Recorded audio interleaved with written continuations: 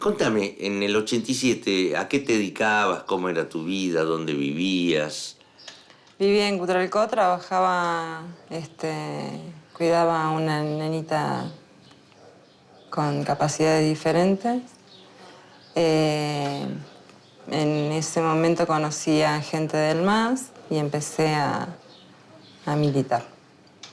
En reuniones por ahí que se hacían en común con APDH y otros organismos, lo conocía al papá de mis hijas. ¿Y cómo se fue dando esa relación?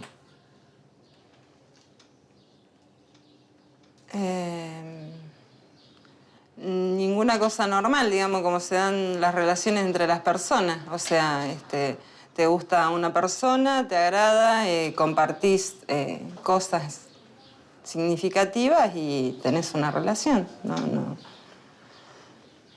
No sabría cómo explicártelo, digamos, o sea, es así. Simple. Y en ese momento, Raúl, ¿qué hacía políticamente? ¿Era del MAS? ¿Era un dirigente del MAS? Contame un poco. No, él militaba en el PC. Y bueno, en los partidos de izquierda, por lo general, digamos, cuando estás construyendo una organización, te insertas en distintos medios. Coincidimos, digamos, en lugares comunes. Raúl, en ese momento, ¿qué edad tenía? Creo que 36. O sea, ¿ahora cuántos tiene? ¿Cuántos tendría ahora? 54. Gracias, hija. Sí. 59, bien. ¿Y cómo lo veías vos a los 19 años? ¿Cómo veías a ese hombre? ¿Qué te parece? ¿Me lo podés describir cómo era en ese momento, de acuerdo a tu punto de vista y de acuerdo a tu percepción? Yo no tengo la intención por ahí de entorpecer tu entrevista, pero en realidad hay cuestiones que no se recuerdan. O sea, que por ahí todo lo que me estás preguntando de cómo se inició la relación, sí, si fue una relación normal o no, no tengo mucho registro. Si me preguntas cómo pude enamorarme, y creo que a todos nos pasa por ahí en la vida. ¿Pero no te acordás cómo era él en esa época? ¿Era un...? No, hay cosas que no las recuerdo. No.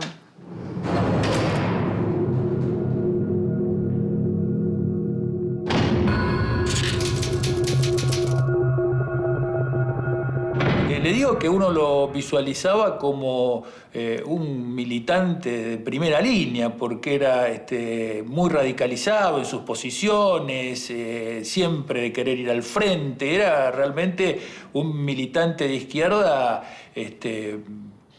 como para considerarlo, ¿no? Por allí a veces se excedía incluso dentro de su mismo grupo y de sus compañeros, que lo tenían por allí que enfrenar un poco en cuanto a su propuesta de lucha, es decir, de movilizaciones, de marcha, de pintadas, de lo que fuera necesario, enfrentando distintas situaciones que podían darse políticas. ¿Y por qué no las recordás? ¿Porque tenés una especie de bloqueo o decidiste no recordarlo o recordarlo te hace daño? En realidad tiene que ver con una decisión, digamos. O sea, conociste a alguien, creíste que era de alguna manera una persona, pero no era esa persona, sino que era otra persona.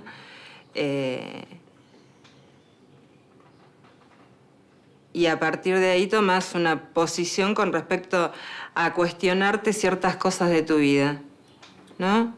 Por ejemplo, si fue real, no fue tan real, si fue algo manipulado desde un inicio, ya con un objetivo claro, o no.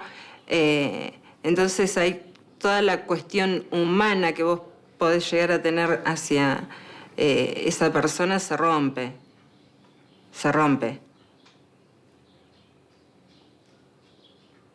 Estamos hablando de 1987. nos trasladamos Vivimos ahora un 16 poco. años juntos. Sí. En el 2006 llega una carta del Ministerio de Justicia de la Nación.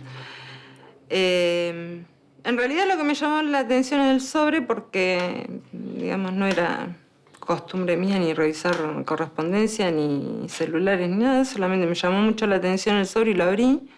Y ahí me enteré que pertenecía a los servicios de inteligencia.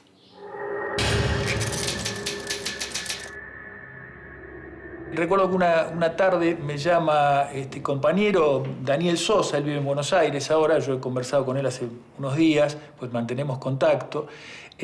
Habíamos militado juntos en el Partido Intransigente, seguíamos con una relación amistosa, y me llama y me dice si podía pasar por su casa. Él también vivía en las 500 viviendas en aquel momento, me alquilaba un departamento, si podía pasar por su casa porque tenía que mostrarme algún papel y contarme algo.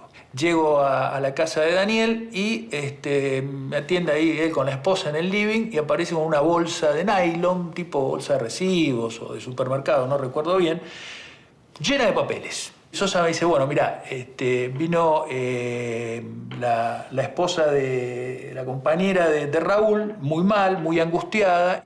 Toca la puerta de noche, serían como las 12 de la noche. Viene muy excitada y me deja una bolsa, me dice, tomá, es para vos, léelo. Esto es Raúl Tarifeño, me dijo. Yo sé que vos le vas a saber qué hacer. Eran escritos a máquina, era la copia de carbónico esa, en aquellos años no había computadoras, era con la copia de carbónico, y leyendo uno veía que contaba casi el día a día de la actividad de militantes del Partido Comunista, de otros espacios. Comentaba, pero era una descripción que sorprendía porque cómo estaba vestido, cuál era, cómo era físicamente, a qué hora había llegado, qué hacía, cómo hablaba. Era una descripción bastante detallada y así eran todos los papeles estos. Eran documentos clandestinos, digamos, pero no tenían sello, no tenían nada, pero sí tenían información. Y se presentaba caratulado como informes de el agente Teherán. No pude terminar de leerlo y lo llamé a mi compañero, el cual es un amigo, que es Carlos Moraña. Yo por ahí me puse un poco en abogado y dije, esto así nomás solo no nos prueba nada, lo puedo haber hecho yo en mi casa. Él me dice, si esto es un informe de los servicios, es malo, o sea, está mal hecho, está mal... o sea, es un servicio de cuarta, me dice. Entonces resolvimos con Daniel, digo, mira, vamos a hacer una cosa, vamos a Neuquén, porque además, como le decía, este muchacho militaba mucho en organismos de derechos humanos, vamos a Neuquén, nos vamos al obispado, ahí está funcionando la PDH, y vamos a llevarle esto y vamos a contarles lo que pasó. Y él me pidió que yo no vaya a hablar con Tarifeño, cosa que no pude cumplir. Fuimos a Neuquén y hablamos, ya Carlos se había contactado con la presidenta de las Madres para avisarle que íbamos, que teníamos documentación, que queríamos que viera. Bueno, le llevamos la documentación, ella la revisó y nos dijo, sí, es la forma en que hacían los informes. Yo me llevé unos cuantos de esos papeles y los fui a ver a Tarifeño. Lo fui a ver a su negocio y no había nadie en el mostrador, así que golpeé las manos. Él salió y bueno, yo lo miré fijamente a él y sin sacarle la vista tiré los papeles sobre el mostrador y le dije, explícame qué es esto. Él me miró los papeles apenas, porque solamente bajó la vista para observarlo, y me dijo, esto te lo dio mi señora.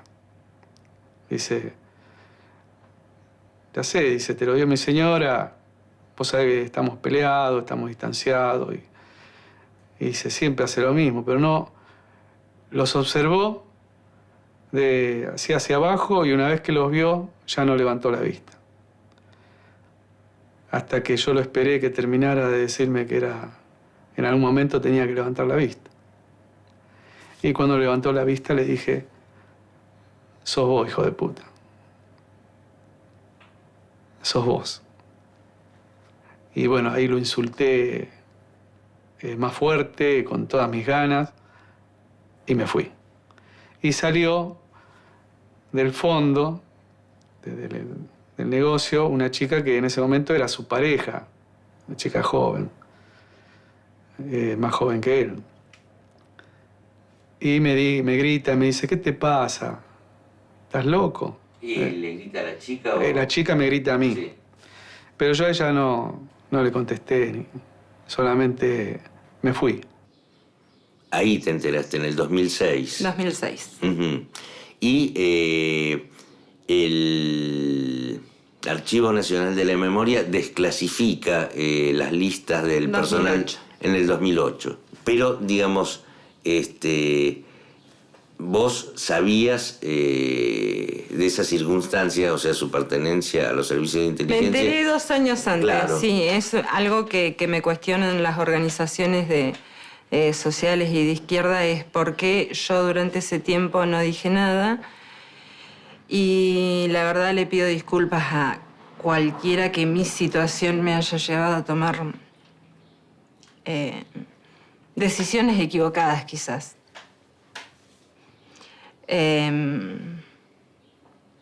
Pero esas decisiones, de todas maneras, estaban superditadas al hecho de que estabas sola en ese sí, momento. No, se me rompió la vida. O sea, vos tenés una vida armada y de golpe y por razón no la tenés más. O sea, yo no me casé con alguien de los servicios de inteligencia, ni formé una familia, ni estuve viviendo 16 años juntos. No lo hubiese elegido.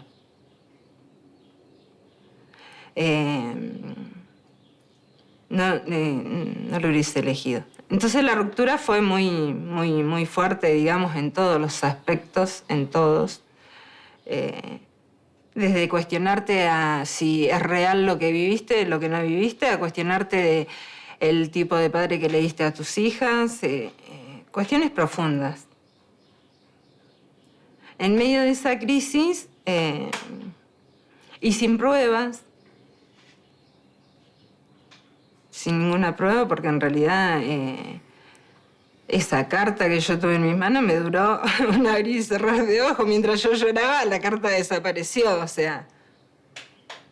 ¿Cuándo se produjo, digamos, la ruptura de ustedes como pareja? ¿Tiempo después de...? El 8 de febrero del 2006, que fue el día que yo recibí la carta. Uh-huh. Ese día se separaron. Ese día nos separamos de hecho porque en realidad no tenés nada. Yo no tengo nada que compartir. Nada. Claro. Hubo un año que no se quería ir, que no se quería ir. O sea, estuvo hasta el 2007 en Sí, consecuencia. 2007 fue algo muy complicado. Quizás por ahí un psicólogo lo puede interpretar mejor que yo, lo puede decir mejor que yo. Yo al principio la crisis que tuve es de querer saber, de tener información de cómo fue, qué hizo, qué no hizo. Lamentablemente no.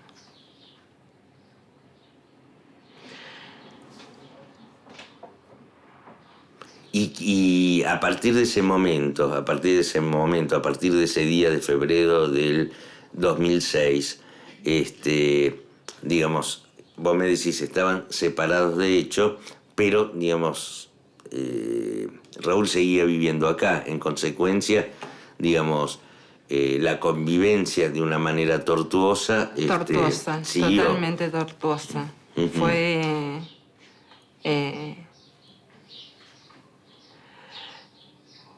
sí, fue muy difícil. Fue muy difícil porque hay cosas que uno no puede creer como persona. Y bueno, y en esta cuestión de querer saber y querer saber también es como que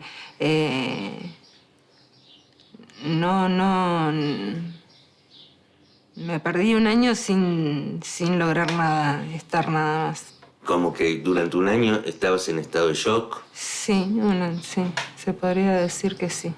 ¿Y él qué decía de todo esto? Me pedía perdón.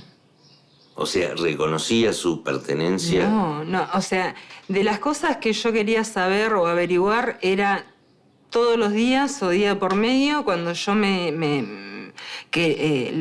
increpaba para saber, porque quería tener información de cómo entró, hasta bajo las órdenes de quién estaba, qué es lo que hizo. Era una cosa distinta siempre. Que fue para la Guerra de las Malvinas, que fue el conflicto del 78 con Chile, o sea, distintas versiones sin ningún tipo de preocupación, o sea, porque de última, si ya está, si ya se sabe, si no tenés nada más que ocultar. O sea, un compañero me llama para decirme si había leído el diario, creo que era página 12, donde había salido el listado del batallón 601. ¿Por qué? Le pregunto. Y me dice, porque apareció el agente Terán. Le digo, era él, ¿no? Sí, me dice, era él. No te equivocaste. Y sentí un alivio en ese momento. Me sentí aliviado. Porque en el fondo uno, al no poder confirmarlo, en algún momento hasta uno puede tener la duda de haber escrachado a alguien en forma errónea, con lo cual ir a pedirle disculpas era lo que ameritaba, encontrarlo y pedirle disculpas. Pero sentí alivio cuando me enteré que era él y preocupación porque nada ni nadie lo pudo detener hasta ese tiempo. O sea, cuando los servicios de inteligencia decidieron desprenderse de ellos, nosotros nos enteramos, habiendo tenido un indicio al menos. Delatar en los años 80, especialmente de 84, 85, 86, era todavía una situación muy compleja porque no sabíamos dónde terminaba la historia. O sea, tenemos Semana Santa, tenemos Rico en Atablá, allá en Montecasero, en Villa Adelina, tenemos... O sea, delatar en aquella época era poner a la persona que se delataba el riesgo de ser desaparecida, ser torturada, ser muerta. Y yo le digo una cosa, estoy absolutamente convencido que el delator es tan o más perverso, tan o más criminal que el que dispara, tan o más torturador que el que pone la picana. O sea, no tiene ningún tipo de justificativo, no puede, suponiendo que mañana alguien aparezca, no, puede acreditar que lo único que hacía era informar, pero nunca estuvo en una sala de tortura, nunca estuvo en un campo, en un centro de detención clandestina, nunca estuvo... No me importa, porque vos eras el que generaba que estos compañeros, que estas personas estuvieran ahí adentro. Mire, yo creo que para hacer lo que hizo Tarifeño y para hacer lo que hicieron los represores en general, hay que tener un grado de psicopatía muy, muy importante. Y debe ser un gran psicópata, lo que en ninguna manera lo convierte en inimputable. O sea, yo creo que, vuelvo a insistir, estos personajes, si se acredita que...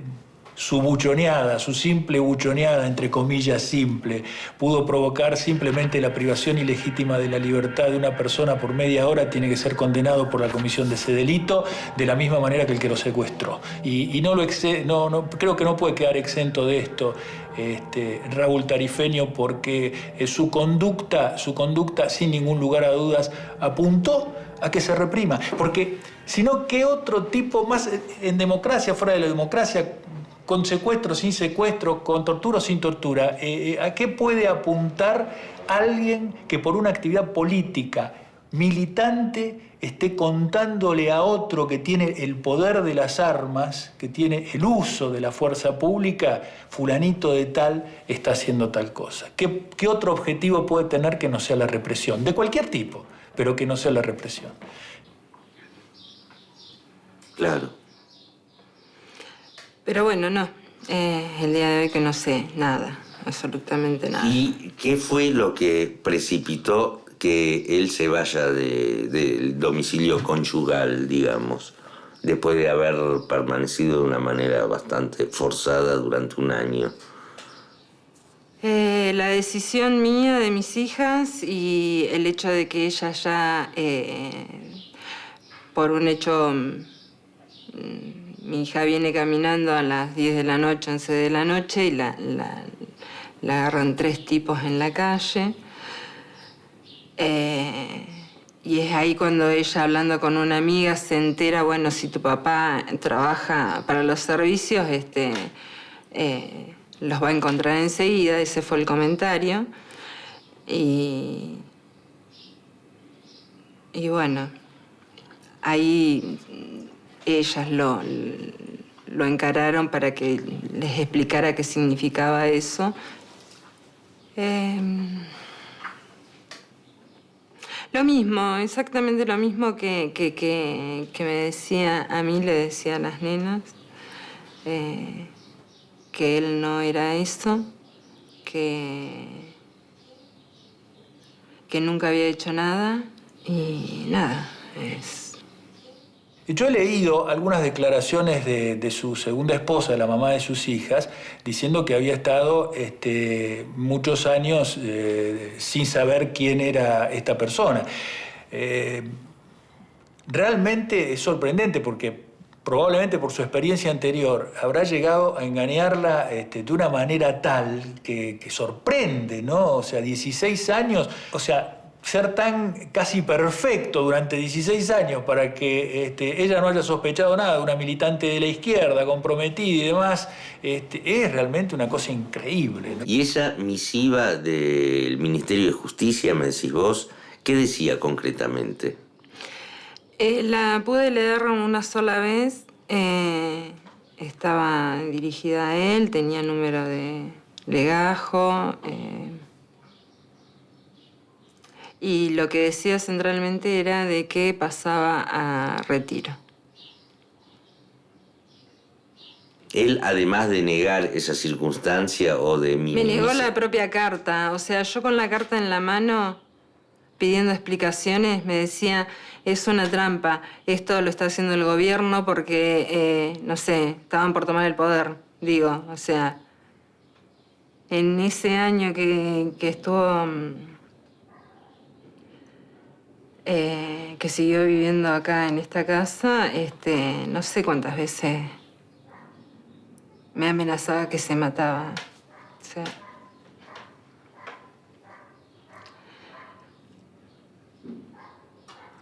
mira, hay una pregunta que circuló mucho en la militancia después de que salió esto público en el 2008, inclusive me lo han planteado a mí directamente, es ¿cómo no te diste cuenta?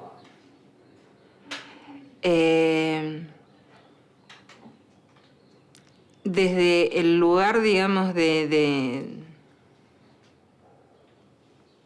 que a mí me tocó vivir esta historia, no me di cuenta. No me di cuenta, nada. Lo mío se puede por ahí ver desde el punto de vista de que cuando hay una relación afectiva, por ahí hay cosas que uno no las quiere ver, por lo que sea. Entonces es mucho más complicado llegar, digamos, a una verdad desde ese lugar. La realidad es que acá nadie se dio cuenta. Nadie se dio cuenta. Y no quiero justificarme. Estoy diciendo, digamos, desde qué lugar se puede ver. Digamos, que no te diste cuenta. ¿Cómo no te puedes? Llegué a cuestionarme mi persona.